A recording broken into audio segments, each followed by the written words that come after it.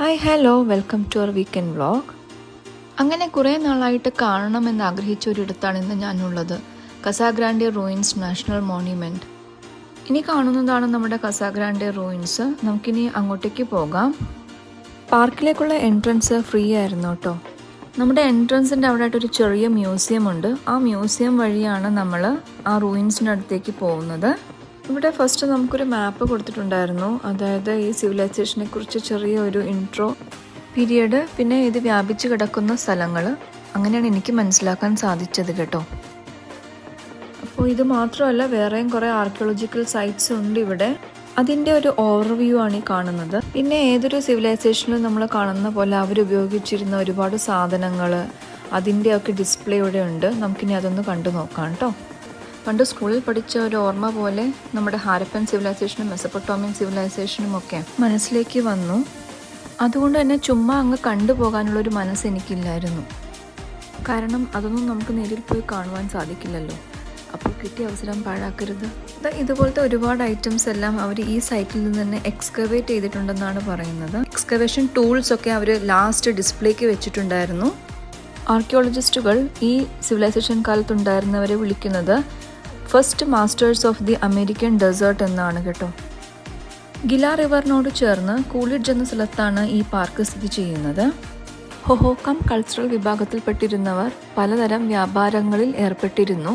ഇതാണ് touch table. ഇതിൽ ഒരുപാട് ചോദ്യങ്ങളും അതേപോലെ ഉത്തരങ്ങളും ആ കാർഡുകളിൽ തന്നെ കൊടുത്തിട്ടുണ്ടായിരുന്നു. കുറച്ച് ആ ടേബിളിൽ തന്നെ ഡിസ്പ്ലേക്ക് വെച്ചിട്ടുണ്ടായിരുന്നു. പിന്നെ ബാക്കി അതിൻ്റെ അറകളിലായിട്ട് വേറെ കുറേ. ആ കാണുന്ന സ്കെലിറ്റൺ ഒരു കള്ളിമുൾ ചെടിയുടേതാണെന്ന് പറഞ്ഞാൽ ആരെങ്കിലും വിശ്വസിക്കുമോ? എനിക്ക് മ്യൂസിയത്തിൽ ഏറ്റവും ഇഷ്ടപ്പെട്ടൊരു സെക്ഷൻ ഇതായിരുന്നു കേട്ടോ. ഒരു കൊച്ചു വീട്ടിൽ എങ്ങനെയോ അതുപോലെ തന്നെ അവരത് ഒരുക്കിയിട്ടുണ്ടായിരുന്നു. പിന്നെ പറയാൻ വിട്ടുപോയൊരു കാര്യമുണ്ട്. ചില സെലക്റ്റഡ് പാർക്കിലേക്കുള്ള ടിക്കറ്റ്സൊക്കെ നമുക്ക് ഇവിടെ നിന്ന് മേടിക്കാനുള്ളൊരു അവൈലബിലിറ്റി ഉണ്ട്. സംഗതി ഡിസ്പ്ലേക്ക് വേണ്ടിയാണെങ്കിലും അത്യാവശ്യം നല്ല രീതിയിൽ തന്നെ അവരതെല്ലാം മെയിൻറ്റെയിൻ ചെയ്തിട്ടുണ്ട്. ഇത് ഒബ്സിഡിയൻ കല്ലുകൾ അഥവാ വോൾക്കാനിക് ഗ്ലാസ്. ഇവരുടെ കാലഘട്ടത്തിലെ വളരെ ഏറെ അമൂല്യമെന്ന് കരുതുന്ന ഒരു പുരാവസ്തു ശേഖരമാണിത്. പല വ്യാപാര ആവശ്യങ്ങൾക്കുമായിട്ട് ഇത് ഉപയോഗിച്ചിട്ടുണ്ടെന്നാണ് പറയുന്നത്. നാട്ടിലെ വെയിറ്റിംഗ് ഷെഡുകളെ ഓർമ്മിപ്പിക്കുന്ന ഒരു തരത്തിലുള്ളൊരു സ്ട്രക്ചറായിരുന്നു ഇത്. റമദ എന്നാണ് ഇവർ പറയുന്നത്. പൊരിയ വെയിലത്ത് നിന്നും ഒരു രക്ഷ, അതിനുവേണ്ടി തന്നെയാണ് ഇവരും ഇതിനെ ഉപയോഗിച്ചു പോന്നിരുന്നത്. വീഡിയോയുടെ തുടക്കത്തിൽ കണ്ട ഗ്രേറ്റ് ഹൗസിൻ്റെ മോഡലാണ് ഈ കാണുന്നത്. ബാക്കിയെല്ലാം ഈ എക്സ്കവേഷൻ്റെ ഭാഗമായിട്ട് അവർക്ക് കിട്ടിപ്പോരുന്ന സാധനങ്ങളാണ്.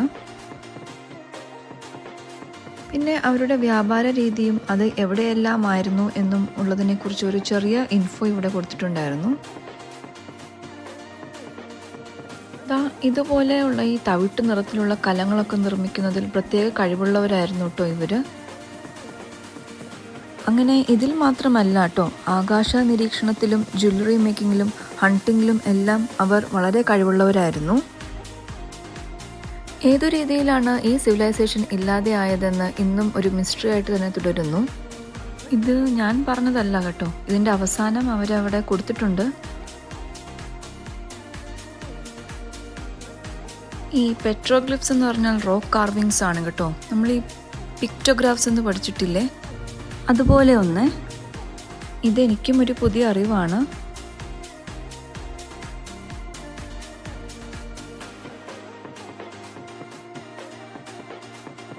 ഈ മ്യൂസിയത്തിൻ്റെ അവസാന ഭാഗത്തായിട്ട് ഒരു മൂവി തിയേറ്റർ ഉണ്ടായിരുന്നു.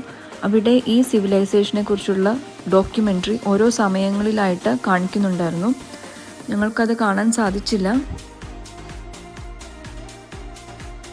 അങ്ങനെ മ്യൂസിയത്തിലെ കാഴ്ചകളെല്ലാം കഴിഞ്ഞു. ഇനി നമ്മൾ ആ കാണുന്ന ഗ്രേറ്റ് ഹൗസിലേക്കാണ് പോകുന്നത്.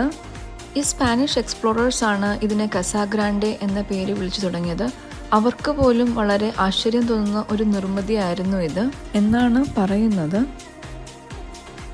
ഈ ഗ്രേറ്റ് ഹൗസിനെയാണ് കസാഗ്രാൻഡെ എന്ന് പറയുന്നത്. അതുപോലെ തന്നെ ഈ ഹോക്കാം എന്ന വാക്കിനർത്ഥം ഓൾ യൂസ്ഡ് അപ്പ് അല്ലെങ്കിൽ ഓൾ ഗോൺ എന്നാണ് കേട്ടോ. കളീച്ചെ എന്ന് പറയുന്ന ഒരു തരം കോൺക്രീറ്റ് പോലെ ഉള്ള മിശ്രിതം ഉപയോഗിച്ചിട്ടാണ് ഈ ബിൽഡിങ്സ് എല്ലാം നിർമ്മിച്ചിരിക്കുന്നത്. സാൻഡ്, ക്ലേ, കാൽഷ്യം കാർബണേറ്റ് എന്നിവയാണ് കളീച്ചയിലെ മെയിൻ ഇൻഗ്രീഡിയൻസ് എന്ന് പറയുന്നത്. ഗ്രേറ്റ് ഹൗസ് നിർമ്മിക്കുവാൻ 3000 ടൺ കളീച്ചെ വേണ്ടി വന്നു എന്നാണ് പറയപ്പെടുന്നത്. 4 നിലയിലായി 11 മുറികളുള്ള ഒരു സ്ട്രക്ചറായിരുന്നു ഈ ഗ്രേറ്റ് ഹൗസ്. പുരാതനമെങ്കിലും പരിപാലിച്ചു പോരുന്ന രീതിയിലെ മികവ് കൊണ്ട് തന്നെ ഈ പാർക്ക് എടുത്തു നിൽക്കുന്നു. അതുകൊണ്ട് തന്നെ കാണാനൊരു അവസരം കിട്ടിയാൽ പാഴാക്കരുത് കേട്ടോ.